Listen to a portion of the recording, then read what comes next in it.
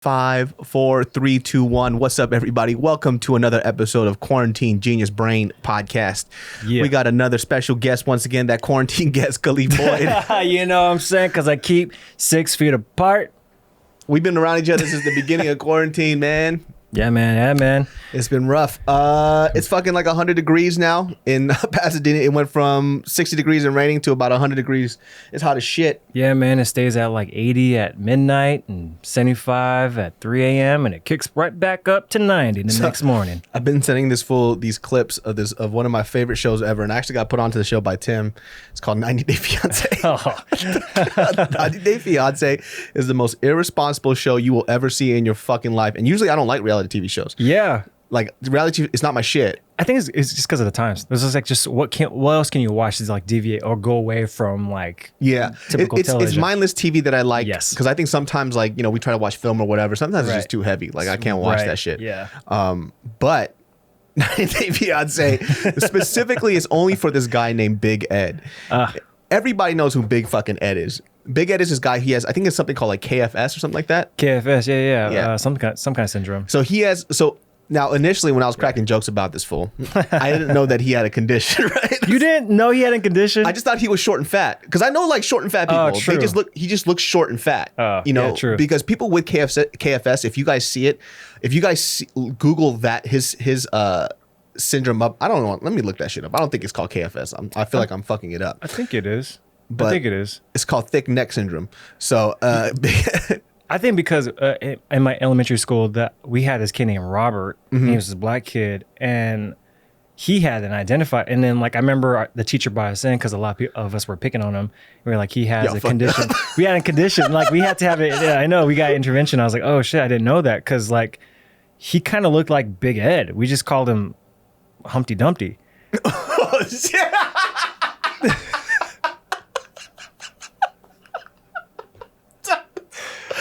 Yo, it's not funny, you bully. Bully laughs. I'm not laughing. It's very serious. Up. Yo, can we scratch that?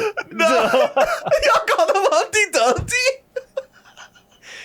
To be fair, he was a jackass before we could be a jackass. Okay. Too. Like he had to overcompensate, and it's not his fault. Yeah. I mean, I'm assuming because he was 1 grade above, and like I was a 5th grader, he's a 6th grader, and like we had that proper respect. Like, okay, cool. But every time we played kickball, like he would kick that shit, and then like he just like kind of like do this kind of thing, like because you can't rotate your neck. Oh, that's right. Yeah, so you have to physically move your move your body. So just like seeing that was kind of like funny. And like going back to Big Ed, like I remember I was watching this interview after you told me to watch it. He was like, it's so funny that this kid came up to me after I became famous. And this kid saw me. He was like, "Can I draw you?" And Big Ed was like, "Yeah, draw me. Cool. You're a kid. You're pure. Yeah. You've been, And then she showed the picture, and it like had a box and another box. This is what the kid saw. It's like that's just so funny. That's just how I look. But then as become adults, you make fun of it.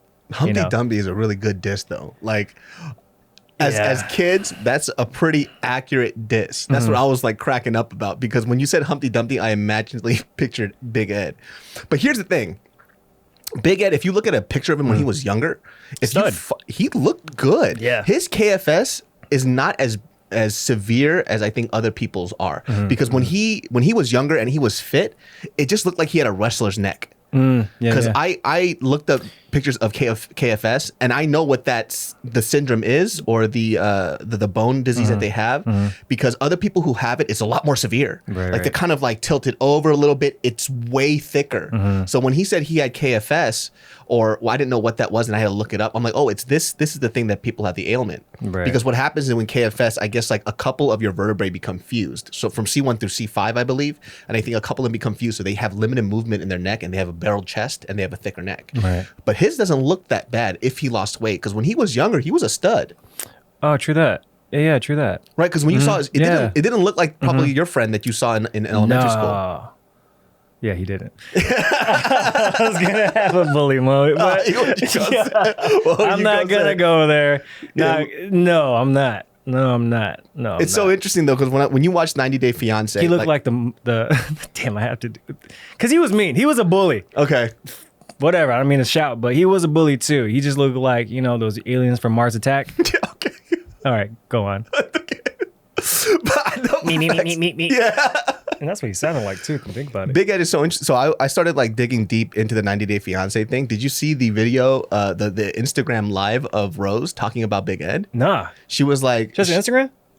She has an Instagram and she went on IG Live to talk shit about Big Ed afterwards. Damn. So basically throughout this whole thing, if you haven't seen the 90 Day Fiance show, they have 90 Day Fiance abroad where basically the guys or girl, they go over to the other country and they try to get married to this person. They meet them up or whatever. So Big Ed met Rose in the Philippines and she lives in a very, very, very rural area of the Philippines. Like, fuck, I'm talking about tin roof, electrical wiring everywhere. When you take a shower, you see the chickens right next to you type of shit. Yep. And eat the mouse. So fucking, she was talking about how like on the show, like Ed was constantly disrespectful towards her, which people did see on the show. He was disrespectful towards her. He only cared about fame and he never really cared about her. So she's kind of outing him out, saying that he only came on the show to be famous and he didn't really actually love her. And so she just started blasting him on IG Live, which I was kind of shocked. And a lot of people on the comments on the IG Live agreed because there's a few moments on the show where he was pretty fucking disrespectful. Like, number one, asking your partner to get an STD test, I don't think is disrespectful. Is how he went about it, right? Because he should, if he's going to ask it from her, he should get one too, right? You're right. Yeah. So, but obviously, probably the way he looks is his STD check the way it is. Anyways.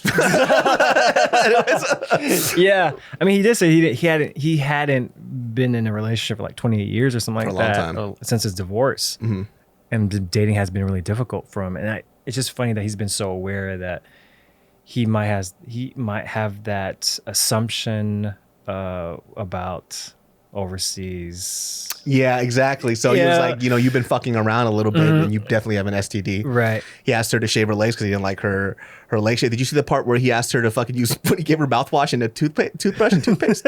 No. Oh, yeah, I did. Yeah, I did. Yeah. Dog, that shit was terrible. I just saw that clip yesterday. That was so bad. Yeah.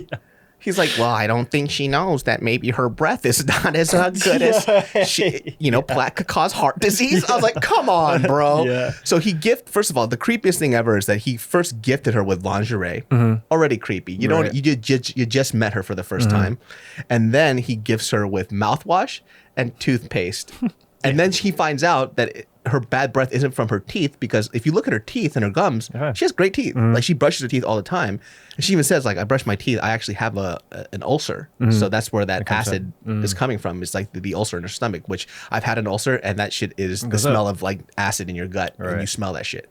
So she was super offended by that. So he's basically, he kind of talks to her, if you see on the show, like she's, for lack of a better word, retarded. Yeah. Totally. Like, he talks to her like she's a fucking retard, and dude. she comes back pretty well informed. Yeah, every time. So like, but he keeps doing that over and over. Yeah, like the language barrier is not a reflection of intelligence. Right. You know what I mean? It's like, well, and she's funny. Like, sometimes she'll react in the situation. She, like, Ed is like the oddball in the situation, and she like makes these little jokes that we would make the little jokes. Yeah. And there's no language barrier. So like Big Ed, man, I didn't know she went on IG Live to talk about how you might have manipulated the narrative. Well, I kind of got, and also the show, because you saw the that morning show where he was being interviewed about the stuff, right? And the whole interview was basically about how famous he is now. Right. He's just stickers and all that shit. He's like, I have the sticker. Everybody has a sticker. It's like, he has a sticker. My dog has a sticker. It's like what the fuck, bro? Like, relax, man. Like, you could, now it makes that IG Live a lot more believable that he was kind of in it just for the fame, right? Because he didn't really treat her respectfully. And mind you, like, the stuff that you see on the show is fucking hilarious. Like, earlier I did a reference about the eat the mouse. Oh, that's my favorite scene. It's because, on the show, I guess the dad asked Ed to take a shower together. That's what they do. Because after a night of like the torrential downpour of rain and like the bed being flooded, Ed didn't go to sleep, and she's making fun of him for that. And it makes me think about, like, damn, the narrative goes back and forth, because he said he sent his like special sheets to the Philippines so that it would like appease or his skin condition, whatever he has. but they never arrived. It makes me think like maybe they just sold that shit. Yeah. So that's the narrative I was rolling with. Now I'm like, now that you're telling me this, I don't know what to think.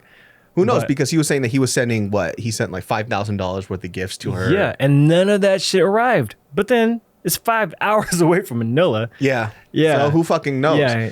They had to take the shower. And it's the funniest fucking scene because I don't think he realized, like, first of all, like the Philippines, the rural area is pretty bad, right? Third world, man. And I've never been to the Philippines, but I'm saying this from Filipino friends who told me about the rural areas of the Philippines. Like, it's still really bad out there where you don't have, like, people live really rich or they live really poor, right? Yeah, which is how it is in a crazy. lot of these Asian countries. And so he's taking a shower at this pool. First of all, how he's reacting, they're taking a shower and he goes, are those chickens?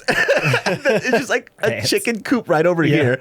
After he gets done taking a shower, there's this fucking mangy little rat that looks like Master Splinter. Yeah, it's not even moving. It's like, yeah, it's so old. It's like the oldest rat I've ever. ever seen in my life. Chilling on his slippers. Yeah. Right? And he goes, is that a rat? And she goes, I eat the mouse.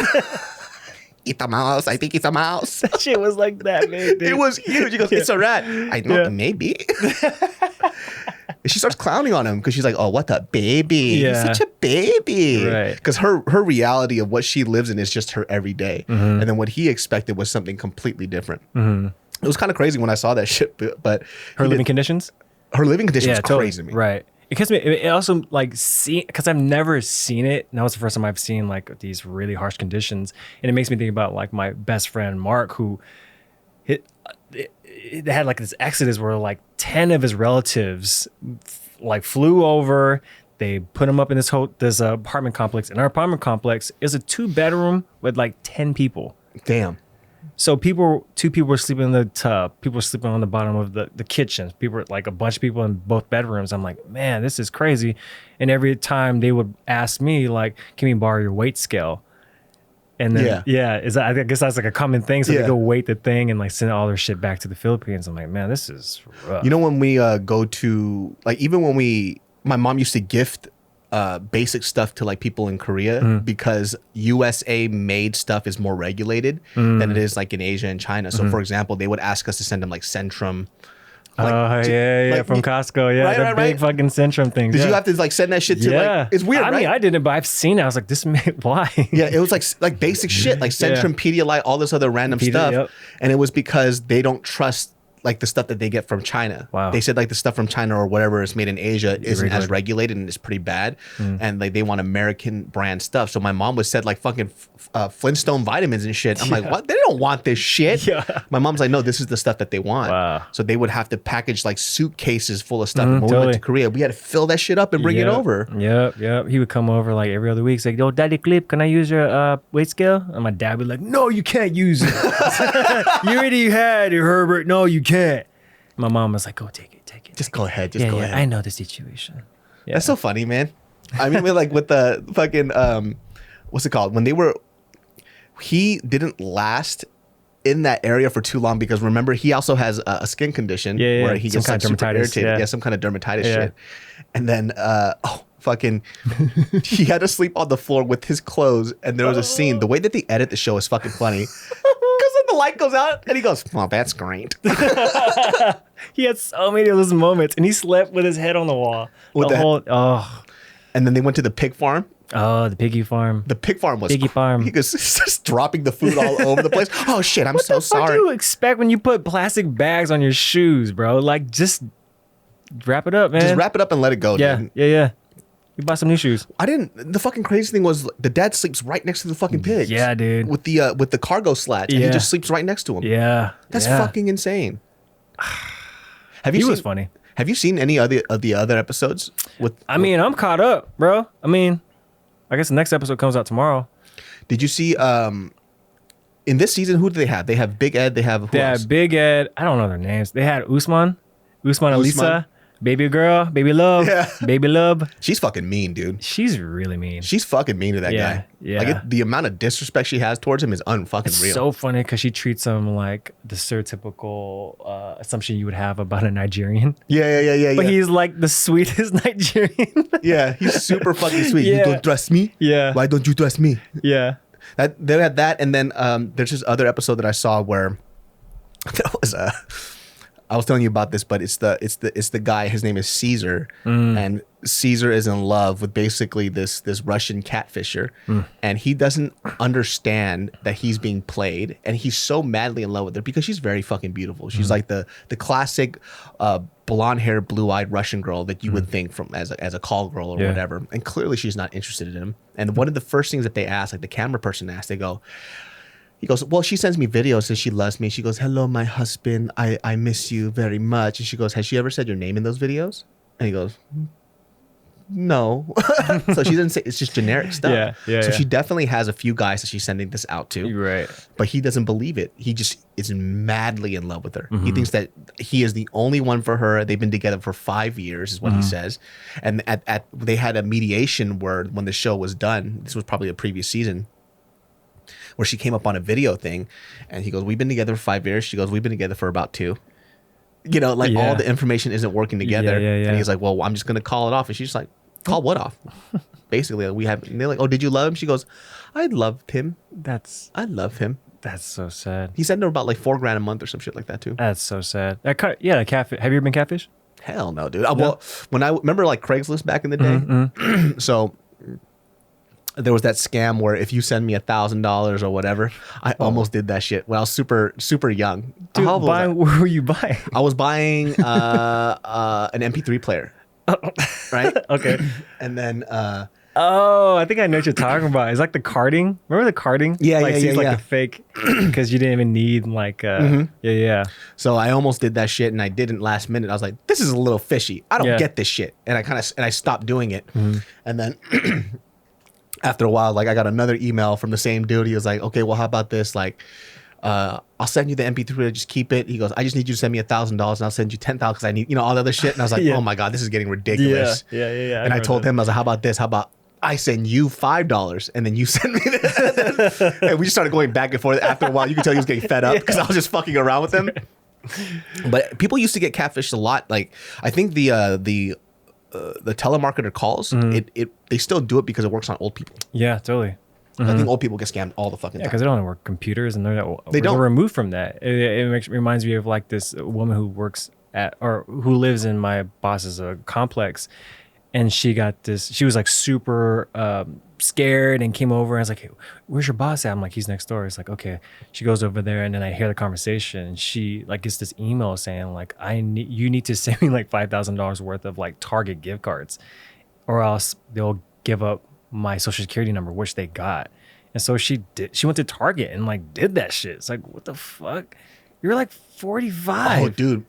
Buddy Alex told me too that he knew somebody who it was their grandparents or parents who sent a random person like $5,000 because they said that their son was in the hospital and they weren't going to operate on him unless they give them money. I was like, when has a hospital ever done that? Right. You're an adult. Right. When have the hospital will operate first and then they send you a bill after? Right. When have they ever said, no, we're not going to do this operation? Failed old people. That's what I'm saying. Like, I don't get that shit. We failed old people. That makes absolutely, talking about fucking old people. I need a workshop, like not how to get scammed. I'm going to go all over the country and be like, do not get scammed. You know what I was so shocked at recently, because the often trend is that a lot of old people are saying that the younger generation is very soft and weak and very brittle, right?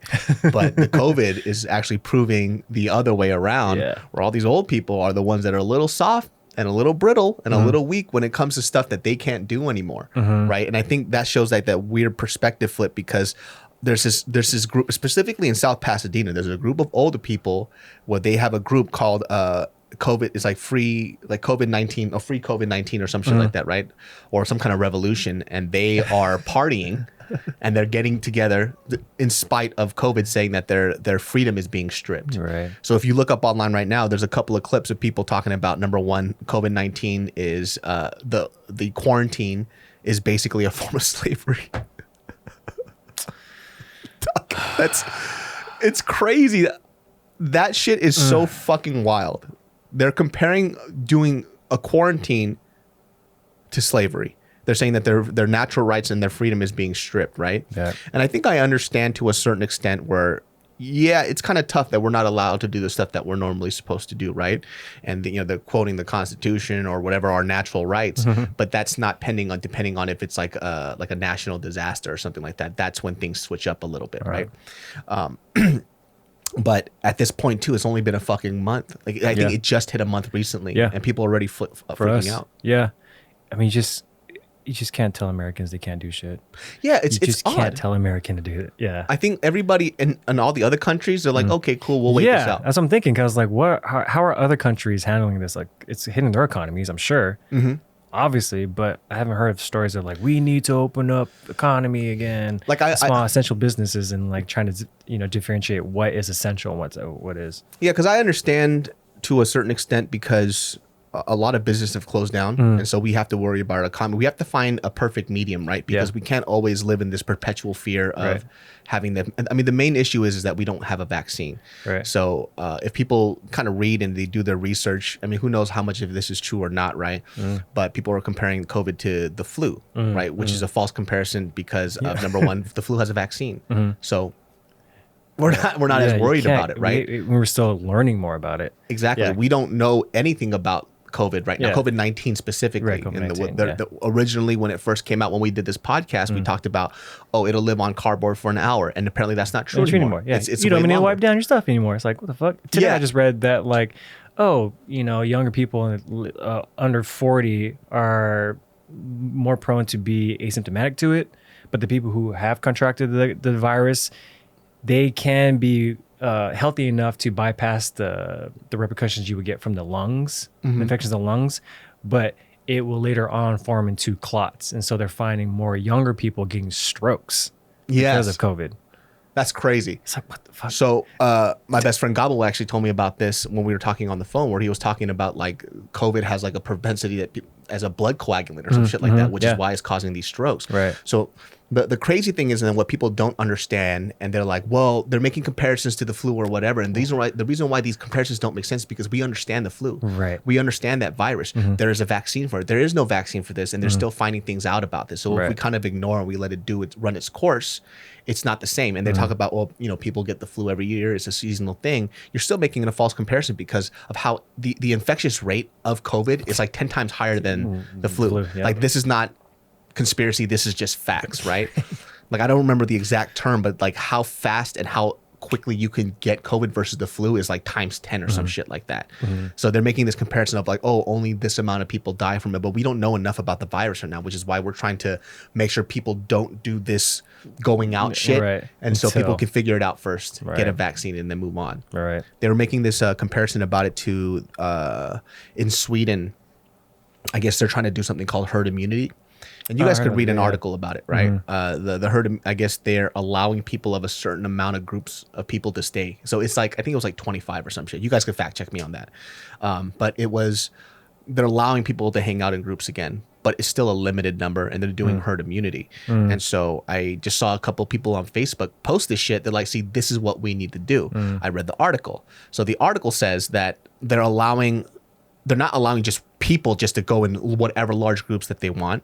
They're allowing young people to do it. They're getting herd immunity, and the curve is dying a little faster, right? However, they have the highest mortality rate in older people. So old people are dying left and right. So that's the problem, right? And the numbers aren't completely accurate, but they do have a very, very high mortality rate with their elderly population compared to everywhere else in the world. So for us, we're saying that we're trying to watch everybody's back. We want our elder people to live, so we're trying to be a little more mindful.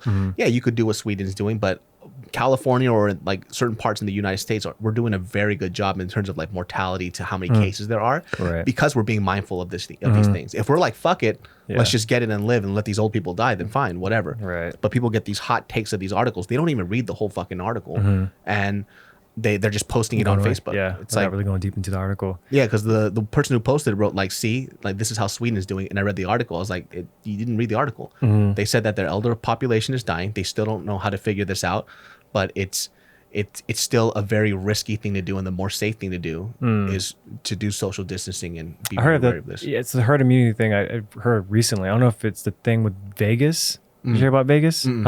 So my friend John, or whatever, he lives in Vegas, and he's like, this is what Vegas looks like. And it's like it's a post-apocalyptic. There's like no taxis. Yeah. There's no people Passing out titty cards. Yep. and all that shit. And the mayor now wants, the mayor wants to reopen the business of casinos. And people are like, well, why do you want to do that? We haven't even flattened the curve yet. Mm-hmm.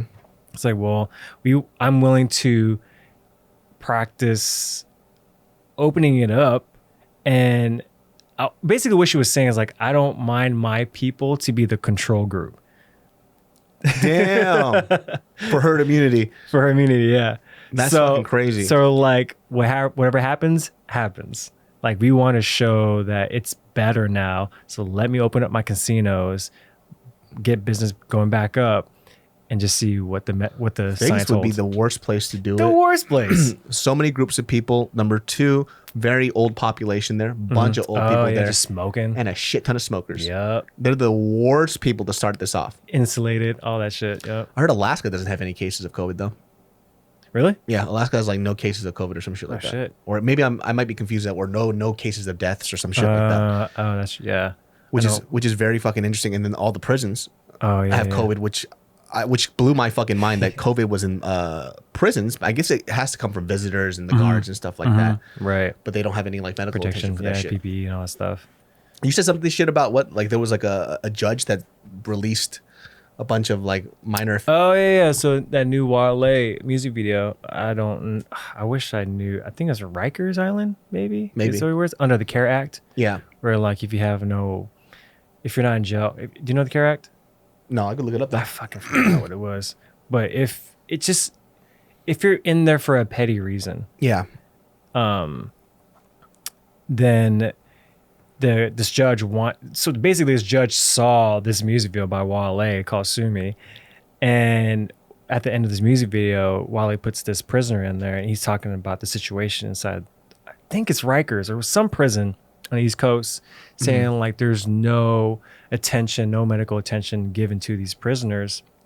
They're all in this very enclosed space. He even shows like a video of one of his bunkmates who obviously has difficulty breathing, and he's like next to him. He can't even move, you know. And then he's like, I don't know how they have cell phones in the prisons to begin with, but he like flips the phone around and shows out in the distance on the side of the cliff or whatever, like this big ass bunker full of people who have COVID. Yeah. And he's saying like they don't give a shit about us. That's where people are dying. Yeah, that's where people are dying over there. I am in for like a petty reason, and I have 1 year left or like 6 months left.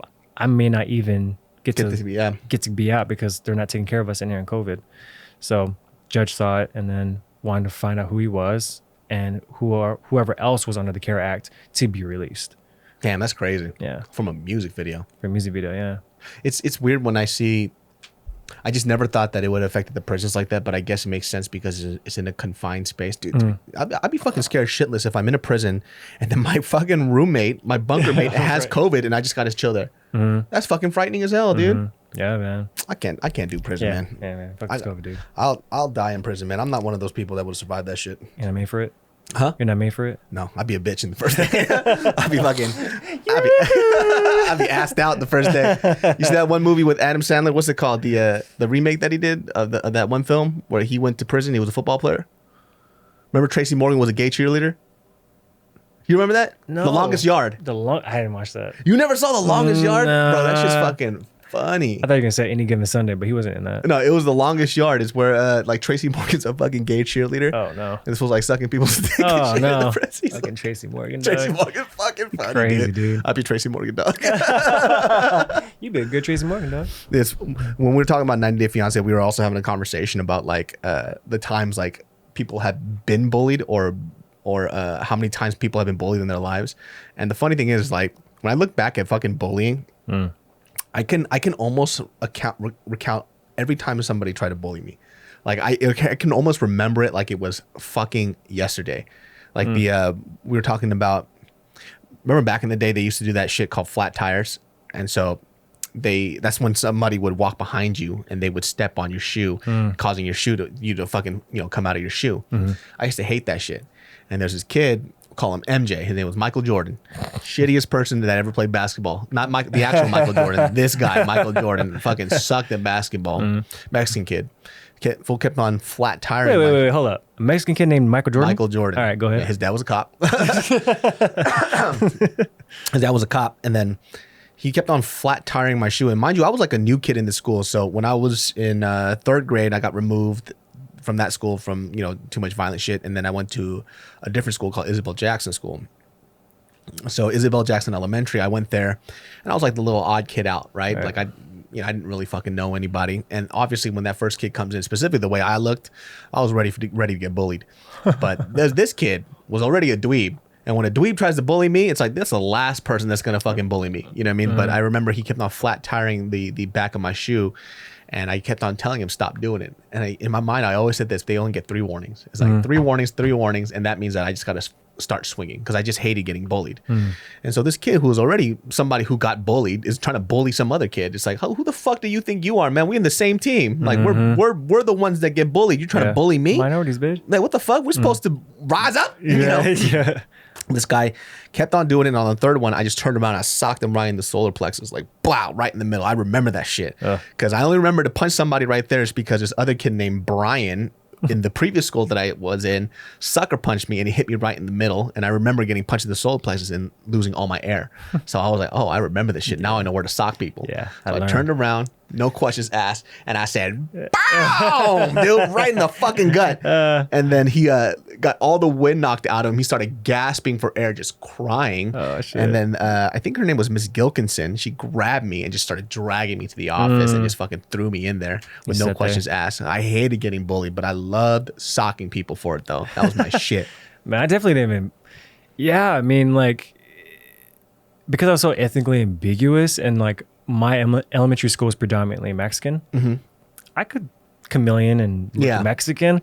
I think what I got bullied for, thinking back on it now, is I was one of the first people to adhere to the clothing restrictions of like uniforms. So the Dickies and the uniform and all that stuff, and like it was like loosely required, but it was cheap and my parents made me wear it. And so whenever I would wear it, I had like the high floods. I had those, my socks, had like these shitty ass shoes. And I remember just being punked for that. But I wouldn't put myself in situations to get bullied. I was always on the basketball court. And that's when I was serving it. You know, so I was always out there. So I wasn't, you wouldn't catch me down the hallway. You wouldn't catch me at a table away from anybody else. I think that's where most of the bullying happened. I remember kids taking like my chalupa. Why did they get chalupa? Because that shit was the bomb. Pretty much. I really wasn't. I was fortunate enough to like be in certain circles and then having friends who were older and like they would prevent that shit. They would prevent that shit for me. And so every time I would find myself in a situation where like, oh shit, I'm about to get my ass jumped or kicked or who knows what, like my older homie would know that person and be like, yo, he's cool. He's cool. I was like, who's fucking with you? All right, hold up. And then go do the business. That's weird because I feel like in my school, there wasn't so much bullying going on from what I remember, because when I was in high school, I didn't get bullied, right? I mean, it didn't happen much. I felt like in my school, if you mind your own business, you were pretty good. Yeah. But then when you stuck your neck out, that's when people would try to chop at you a little bit. Right. Like there was this kid named Nader. We were talking about this kid. This kid Nader was like one of those dudes that for sure in high school, he wanted to let other people know that he was smarter than them, right? So he was that kid in school, like if the teacher forgot to collect homework, he goes, hold on. Oh, shit. Wait a second. Yeah. Teacher, you forgot to collect our homework. And everybody like, this kid's about to get fucked up, dude. Yeah. And so people would fuck his ass up because he would ruin it for everybody else. And then he would always do shit like his favorite phrase was fucking actually. He'd be like, well, actually. And he would constantly either interrupt the teacher or he would interrupt somebody else to let them know that he's smarter, which he wasn't even that smart.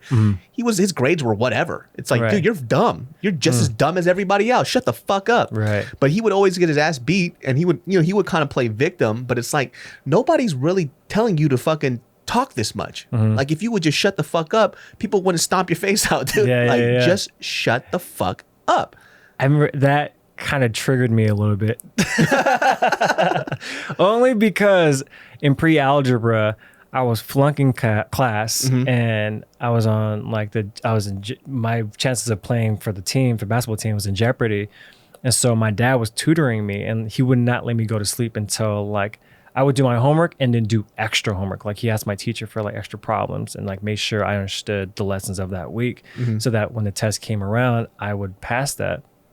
And I remember it was like a mix of all sorts of people in my grade or in my class, and I like studied my ass off. Like my dad did like sleep deprivation.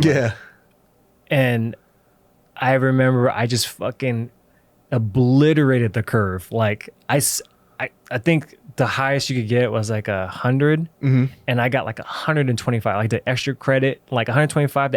The average in that class was like 60. Damn. So I literally failed everybody in my class. That's fucking the teacher, crazy. Yeah. So I remember people being like, "What the fuck, man?" Like, because I would make sure, like, if I did the homework, she collected it, Mrs. Swan.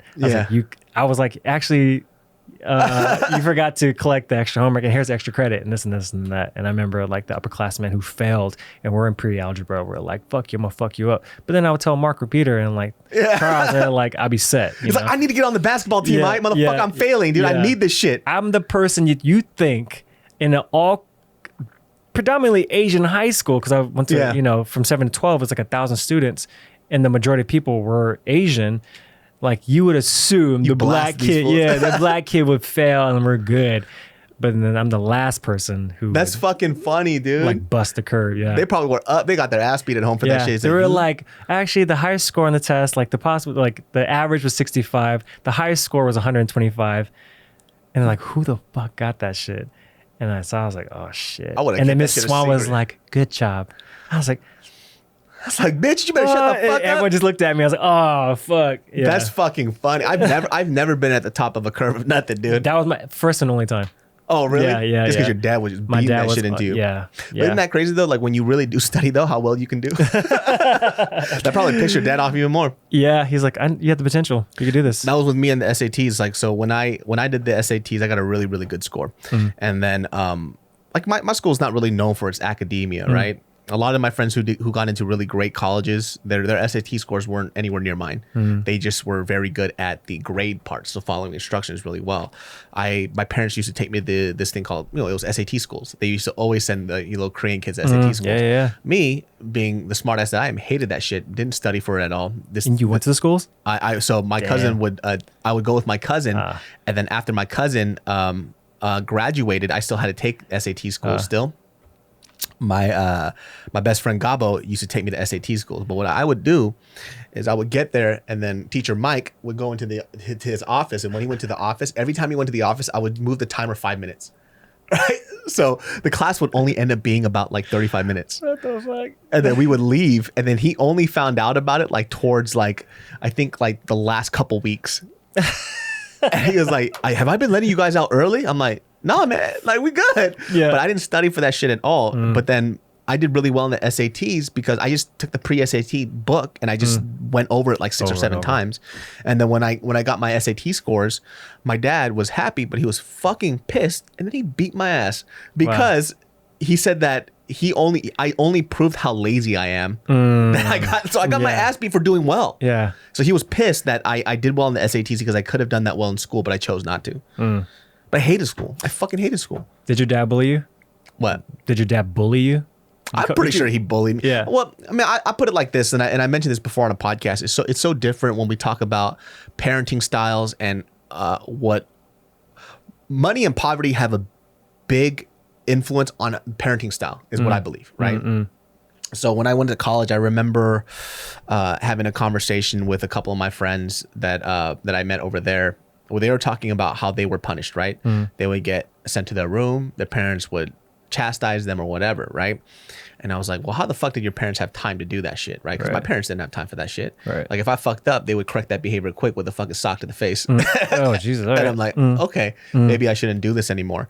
And I think a lot of the times people forget that number one, our parents are only an extension of their parents, and they try to correct certain bad behaviors that they saw that their parents do, but they still have, remnants of that. Yeah. Also, too, is how much time do my parents have to sit there and talk to me for 30, 40 minutes and explain something to me? Yeah. Or do they have to beat my ass real quick, get it done, so they have to go back to work and make some damn money?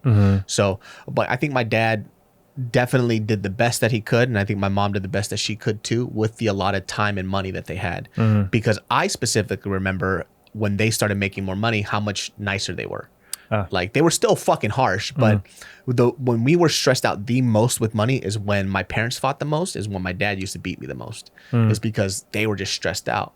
My mom's a fucking psychopath, so he had to deal with her. He had to deal with my fucking ass getting into fights all the time in elementary school all the way to junior high, and sometimes even in high school. So it was like, okay, where do I have time to be a parent, and where do I have time to fucking talk to my kids? So when I feel like it at the moment I felt like my dad was bullying me, but at the same time now as an adult, I look back and I say he probably was just doing the best that he could with what he had, Yeah, it's crazy. It sucks that. So was there inherently the inherent value of that? Because it makes me think like, so it made you better for it, I guess. Would you say? Because it makes it sound like, it makes me think about like my dad saying like, oh, you see LeBron James, he was a single mother, and look at him. I'm like, why are you telling me this? He's like, you could have been that. I was like, what are you talking about? Yeah. So it makes me, it feels like we've come from the 90s where like bullying is crazy. Now it's like the cyberbullying, but back then, like, we're better for it.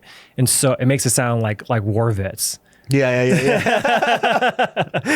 I think the type of upbringing that I had, definitely because I survived it, I feel like I'm better equipped for it. Right. So even when it comes to cyberbullying, right, which I have to deal with all the time, like and sometimes too, it's like, because of quarantine, I have a lot more time for it. So now I'm just responding back to people all day. There's no personal feelings into it. It's just more like, okay, well, let's see if I could debate this person, But now it's like, I feel like if I didn't go through that, if I didn't go through an actual hardship phase and I was put into YouTube now, I think I would have crumbled because I'd be too weak, too susceptible to people's perception of who I am, right?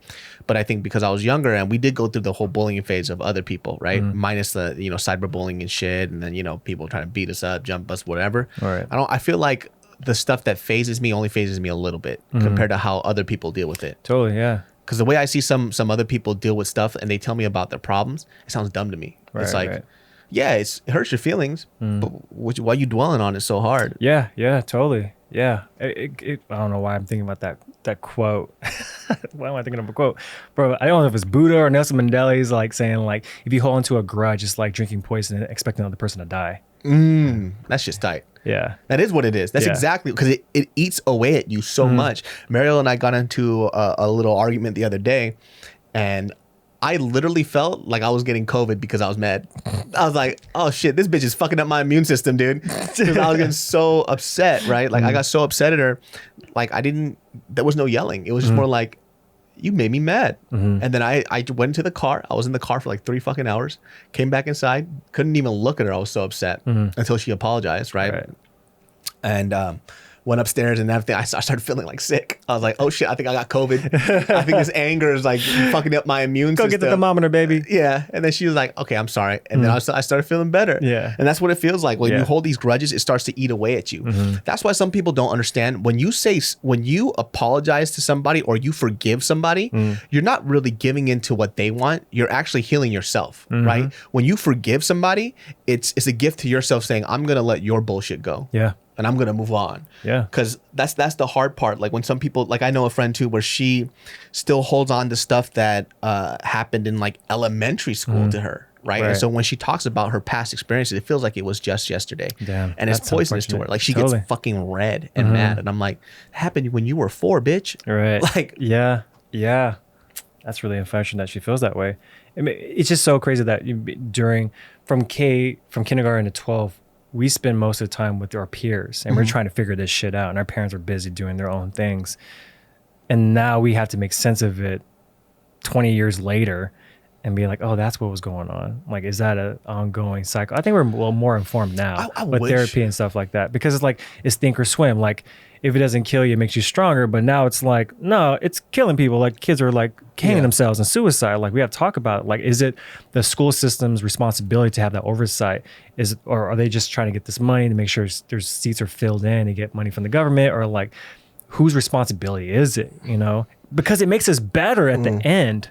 Yeah, but during that time it's hard. But during that time it's hard, and some kids are unfortunate that who don't make it. You know, I feel like some people talk about it like it's natural selection. It's like either you're made to survive or you're not. That's so fucked up. Yeah, it is. Yeah, because we're strong. We're fortunate enough, but so and so, like, they get called a pussy, and they're like, what the fuck? I'm not a pussy. Yeah. Like, thinking about that, like this kid Josh, who was in my apartment complex, we would take shopping carts and like ride them down the water ditch.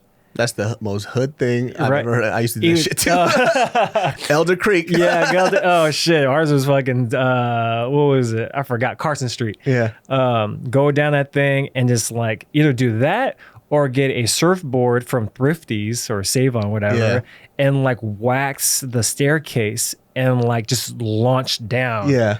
And like boogie board down the staircase. And if you didn't do that, you were a pussy. Yeah. You know? And the other kids, I'm like, I'm going to do it. Thank God I didn't fucking break a bone or anything. I did like get slammed into a pole. Yeah. But whatever. I've survived. But other people, they're like, I'm not going to do that. It's like, if I can't do this, I'm a pussy. I'm weak. Natural selection. I'm not strong enough. I'm going to out myself. Yeah. I mean, it's weird. Like, I think the concept, when I talk about bullying too, sometimes when people say like, we're going to eliminate bullying, I think you're dumb. Like, that's not going to happen. Just, bullying is like it's like a crazy form of criticism. Yeah. Like, bullying is going to happen. Bullying happens in fucking animals, like the jungle. Like creatures bully each other all the time. It's inherently in us to for some reason, for a lot of people to want to pick on the weak, right? And what I really attribute bullying to is a weakness in the individual, and they sniff it out in somebody else because they see that same quality in themselves, right?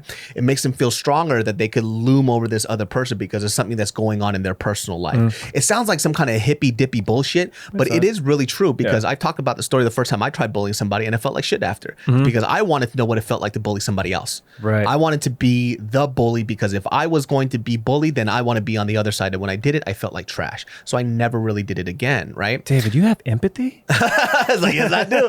I remember I stomped the shit out of this kid, and then I was like, I heard that one bow, crack, bow, bow. And I was like, oh man, this doesn't feel good.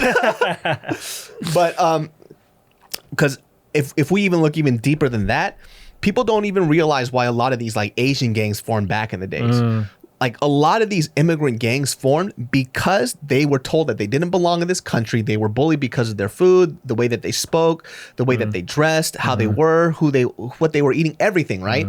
So they formed these gangs to say, if you fuck with me, I will fuck you up. Like I will kill you. And we're going to be bigger than you. We have bigger numbers. We're stronger and we're fucking crazier. Asian boys watching, man. Exactly. That's how you get these and these people too, like specifically like Southeast Asian gangs, they came from war-torn countries watching their family get murdered, shot, machete to death. So your little comments about their face didn't fucking matter. They would chop you at your fucking knees. Like, so when we talk about bullying, right, it's this weird thing of insecure people trying to make other people feel just as bad as they feel about themselves. Totally. And that's the hard part, right? And so what is that, when we go back to your conversation about having people heal, is who does this responsibility lie on making these people, you know, either process what's going on in their head in terms of how they feel about themselves, about other people bullying them, or do we have this responsibility upon the parent? Because what happens too, and what people are finding out during the COVID situation, is that you're only a parent after 4 or 5 p.m. Yep. Because the other parents are actually the teachers, right? They are actually the biggest influences on your kids during the time that you're gone, especially in elementary school. Right. They're the ones talking to your kids, talking out their problems and feelings out. And then you get your kid after 3 p.m. and then you're supposed to figure out what they went through from 6 to 7 a.m. all the way to 3 p.m. to 2 p.m. Right. Because I don't want to talk about that time. Yeah. They want to decompress and shit. It's like, how was your day? It's like, I don't want to talk about it.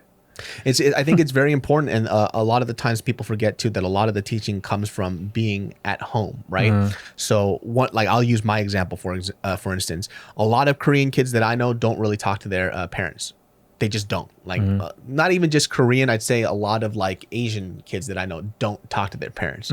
Like, yeah, they have kind of like mom and dad kid conversations, right? How are you doing? Did you eat today? What have you been up to lately? Right? And that's really where it stops. So my mom was somebody who, and is somebody who really kind of forced this family concept, right? And my mom talked about it to this day. She goes like, I don't know why these kids don't talk to their parents like how you and I talk. I was like, well, Mom, you have to understand that we're actually very weird. You know, like we're not the norm. Right. I was like, and I started listing off all of our family friends, right? I was like, these guys that we know, they're all boy families. How many of them do you know talk to their kids like you and I talk, right? I was like, I was boxing yesterday for an hour and I just had you on speaker and we were talking for an hour and a half on the phone. Like, who else really does that? She goes, that's just me and you. I was like, and the reason why is because you made it an important thing that we connect on a personal level rather than just mom and son. It was just, I want to talk to my kid when I'm bored, when I just think about random stuff. And because you kind of, it was hard at first, but you kind of developed that relationship. That's why this happened. And that's how important it is to kind of create these great habits at home. Is how I feel. I'm not a parent yet. I can only hope that I will try and do the same, but I know that at home is always where it starts, because a teacher can come up and tell a kid like, hey, you should do this, this, and that, right? But if the parent doesn't reinforce that at home, it doesn't fucking matter. It's like when you train dogs. I mean, I know this is a weird comparison. It's like when you train a fucking dog, right? Like because I was a dog trainer for a little bit. So when I would train a dog, right, and I used to always say this, and even Cesar Milan says this shit all the time. He goes, we're not training a dog, we're actually training the trainer. Because a dog trainer you can go through a whole schooling with the dog, right? Teach these dogs these great habits. If the person at home doesn't take these habits, these dogs forget things instantly. They go back to their instincts. And that's what happens. Like a lot of parents don't follow up on the stuff that's taught in school, right? That's why it's so tough being a parent, because you have that shit and try to make sure there's food on the table, there's a house over your, or a roof over your head. I can't even fucking imagine. All that shit. I can't even imagine. So you got to give them credit for that, for sure. Yeah, and we don't even know how we're going to be as a parent. I'm talking all big right now because I don't have a fucking kid. But who knows, right? Because I had a friend who she talked before she had her first kid. I clown on her about this shit, and I still do every time I see her because it's so funny because of how hard-headed she is and how opinionated she is about stuff that she doesn't know about. I have a hard opinion about parenting, right? But like I said, I'm always going to end it with, I'm not a parent though, so I don't know. I can only hope. Right. For her, it was like, these are facts. So what she said to me before she had her first kid, she goes, this is what I'm going to do. She goes, my kid will never watch TV or open up an iPad until they're about 10 or 12 years old, right? This bitch, I'm talking about the first year this motherfucker get an iPad like this. I was like, what happened? She goes, it's hard. Like, I'm trying to, eat, and then, I can't distract them with anything else. I have to constantly look at them if I don't give them this iPad. I was like, so remember when you went on Facebook and you went on this whole diatribe trashing parents before you were a parent, right? This is what happens, all right? You get life experience and you start to figure things out. Yeah, you found out that the iPad isn't really for the kid. It's for the parent. Right. Because you're trying to just fucking have a cup of fucking coffee and your kid's over here grabbing at his dick, just fucking smearing potato all over the place, Right. And so she found out like, oh yeah, maybe I was a little harsh on some of these parents. It's like, I agree with you that you shouldn't, that as a parent, I'm gonna try not to make sure that my kid's not hyper dependent on this stuff. Like there'll be a lot of times for it. But for you to say, oh, my kid will never use this thing. It's like times have changed. Like this is a very integral part of life. Right. And there's educational stuff on this as well. Like some of my friends' kids learned how to do her ABCs super fucking early because she would play a game on the phone. Right. There you go. So save you time. Yeah. So people we don't really know what we're gonna do when we're parents. We can only know what happens when we're thrown into it. Because I asked my mom too. I was like, hey, how do I become a good parent? Like when I have a kid, she goes, nobody fucking knows. She goes, I didn't know. You survived. Yeah, you figured it out. Yeah. She goes, I'll help you, but even then, like even if I help you, you're just gonna figure it out as you go. Like you're not guaranteed to know everything when you have a kid, right? Yeah. Yeah. Wow. So do you want your kid to be bullied? Hell yeah, dude. I'm gonna be the first one to bully him, dude. I'll be poking this. You gotta learn. I'm gonna fucking dress up as a big baby. I'll fucking push him on the Give me that shit, bitch. Fucking grab my kid. What's up, bitch? Fucking sock him in the stomach and throw him down. Oh no. And then I would have come home. What happened? He's like, this fucking 6-foot kid beat me up. What? You go fight him tomorrow, and then I'm gonna come back to the playground and he's gonna fuck me up. I'm like, give me your money, but I ain't giving you shit. You fat fuck. Oh no. And I'm like, you right. I start running away. What happened? I'm defending myself. You right, you did. Like 20 years later, you know what my dad did to me about bullying? So I'm gonna take him straight to more. Man, I really hope I didn't bully bad. My worst nightmare is to be like, hey, so we're doing Maury and you got invited because somebody wants to talk to you about bullying. It's like, what the fuck would I bully? I feel like, I don't know if I bullied per se, but I know, because like Korean people, like Korean people, like the older Hyungs would always punk the younger ones, but it only lasted for a certain amount, and then you start becoming one of us. Right. So that was like a hazing period. I'm not sure if that's considered bullying, because there's an end goal to it. It doesn't happen it doesn't happen continuously. Right. It's just like that in the beginning, and then you're one of us, right? It's like one of those hazing things, which I don't think I really liked, but I think I kind of did a little bit of it. But I remember back in the day, like when I used to go to a Korean church, so many fucking situations of just people trying to bully somebody. And the weird thing was, like, I was such a fat, goofy kid, but like, I think the whole like bullying concept, people try to bully me all the time, and they would forget like how angry of an individual I was. Like, I remember this time when we were playing basketball, this dude named James, we were playing at my cousin's house, right? And so we were playing horse. And when we're playing horse, if you guys don't know what horse is, you shoot a ball and somebody follows up and they do the same shot after. So he was just trying to bully me in like the dumbest fucking way possible. So we were doing horse and we were shooting shit. I was throwing some buckets up, and it was just me and him and then a few other church people. I already had the worst fucking flag football day, because it was Turkey Bowl for the church, and we were playing flag football. The worst day ever. I was already getting yelled at by my uncle because he expected more out of me because I was a big guy. Yeah. And he forgot how soft my hands were. Yeah. And he was like, he's like, come on, like, you gotta fucking block him. And I'm like, I can't. He had me try to block this dude. His name was Sean Lee, right? This guy was a rugby player. And he was like 8 years older than me. I was like fucking like 17. He was jacked on roids. I remember this dude hit me so hard, I flew in the air. I was horizontal, and I had enough time in the air to think, this isn't for me, man. like I went, damn, this will hit me really hard. Like I stuck in the air for that long, and I landed. And he was mad that I couldn't stop this guy. He's like a roided out rugby player. So he was screaming, and I was already having a bad day. I'm like, fuck it, let's just go back to playing hoops. So we had like, the church group went to my uncle's house. And so this is Abe's dad, by the way. And so, Abe's dad. Yep. And so we're shooting hoops, and this dude, James, was like, yo, I didn't shoot it from there. And he's just trying to be an asshole about it, right? And I literally shot it from where I shot. I was like, no, you did shoot it. He goes, I didn't shoot it from there. Like, he's trying to fucking punk me. In front of he's like only a year older than me. Mind you, I'm a big guy. He and I are the same height. Right. But I'm just fatter, beefier, with a shorter temper. And then he goes, no, you got to shoot where I'm going to shoot. He goes, if you don't want to fucking play, don't fucking. He starts screaming in my face. And I looked at him. I was like, you want to fucking go? Right? And he just goes, the whole church, like the group was like, what the fuck? I was like, I will fuck you up right now. And this is like, I never did this shit in church situations, because what you saw in church David was different from what you saw in outside David. Right. So, like I'm a geeky dweeby guy, but I just never liked getting bullied. So it's like my thing was, and I've said this before a million times, that you're gonna bully me, but I'm gonna be the hardest person to bully ever. So I got so fucking mad. There was like this, I remember the fence. I started cracking it with my hand over and over, and the fucking fence cracked. And I started coming over towards him, and I was gonna sock this fool. And then my cousin comes up to me and he grabs me. My cousin's a pastor now. He's like, hey man, calm down. It's like, no. And I fucking grabbed his head and I chucked his ass. Oh, Jesus. And I started running towards him, and then everybody grabbed me again. And then I just literally remember being dragged away, and I was like, I'm gonna fuck you up. And I go into the house, I get into the bathroom, I start putting cold water on myself to cool myself down, and I'm fucking fuming. And then I come back outside, and I see James out there, still outside, holding a basketball, just standing there from where I was yelling at him. And I come back outside, and I was like, what the fuck's your problem? He goes, hey man, can I just be honest with you? I was like, what's up? He goes, I was so scared.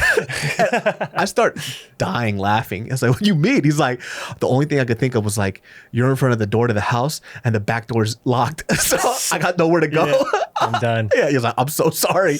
I was like, bro, I was going to fucking knock you out, dude. I was going to knock his ass out. Damn. Just because he was trying to punk me like on that Korean older brother shit. And I was already in a bad mood getting fucking yelled at by my fucking uncle. Not today.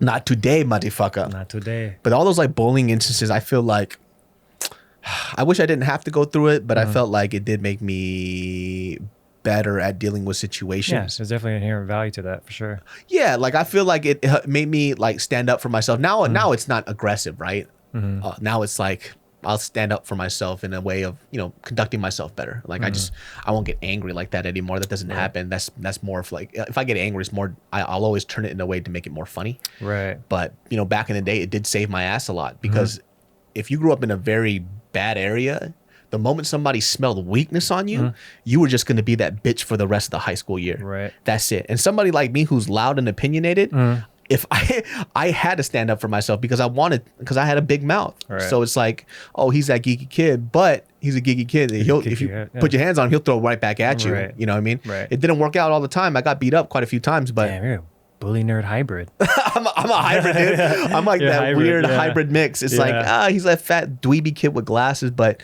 you're not gonna really like just punk him that easy. Yeah, he keeps punching people in the solar plex. Yeah, he just that one spot. Bow, bow, Yeah, don't take my purse. Yeah, it was like, yeah. If I look back in high school, I think I'm definitely glad that my dad was actually the first one to kind of put that shit in my head. He used to say, if somebody touches you, you could do whatever you want. Right. But just don't let somebody just take advantage of you the whole time. Because, you know, I was an immigrant. Like, my first language was Korean. So, you know, I already was at a disadvantage. I didn't belong in this group of people that were just, you know, they spoke English perfectly well. Right. So it was fucking difficult. You know? Yeah. You know? Well, What was that? now that's an hour in. Oh, shit. Damn. All right. There we go. Well, guys, that wraps up this episode of the Genius Brain podcast. We talked about a little bit about bullying, and we talked about thick neck Ed. That's right, man. Favorite song is Ariana Grande. Thank you. Next. Oh, no. That's right. On to the next one. To the next one. Favorite actor, Nicolas Cage. Oh, no. There's a bunch of funny jokes. That's fucked up, dude. No. Just roll it. Yeah. Nicole Scherzinger is his favorite girl group. No. I'm kidding, man. Shout outs to Big Ed. Hope you find love. Hope you find love. And then you guys know that you can catch the Genius Brain podcast on all audio platforms. You can catch it on YouTube, but you know, most likely you're not watching this on the road. You're listening to it. So catch it on Spotify podcast. Where can they find you, Khalif? Yeah, you can find me on Instagram, Khalif Boyd. Holla at me. Let me know what you think. You can find him on TV Screen Scene, Steven Screen Soon Scene 2.